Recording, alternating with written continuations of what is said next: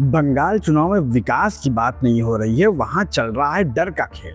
दीदी ने एक बार फिर वही दाव चला, जनता को डराओ और राज करो। दीदी ने एक बार फिर खुलकर ये दावा किया कि अगर बीजेपी की सरकार बंगाल में आती है तो बंगाल की संस्कृति, बंगाल की भाषा और बंगाल की पहचान खतरे में पड़ जाएगी। उन्होंने तो यहाँ तक कह दिया कि अगर बीजेपी सत्ता में आई तो लाखों लोगों को डिटेंशन कैंप में डाल दिया जाएगा।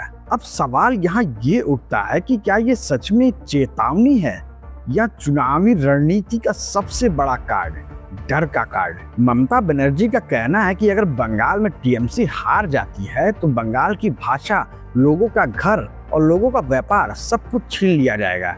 वो बार बार मन से ये संदेश देना चाह रही हैं कि अगर बंगाल को कोई बचा सकता है तो वो है सिर्फ और सिर्फ ममता बनर्जी। उनकी रणनीति साफ है, पहला वोटर लिस्ट को लेकर सवाल उठाना, दूसरा चुनाव आयोग पर दबाव बनाना और तीसरा एक डर का माहौल क्रिएट करना। गौर करने वाली बात यह है कि स्क्रिप्ट पहले से तैयार हो रही है। अगर हार मिली तो चुनाव आयोग को दोष देना और अगर जीत मिली तो ये कहना कि सिस्टम हमारे खिलाफ था लेकिन जनता ने हमें जिता दिया। अब देखना यह है कि बंगाल की जनता किसे चुनती है, डर की राजनीति को या विकास के मुद्दों को।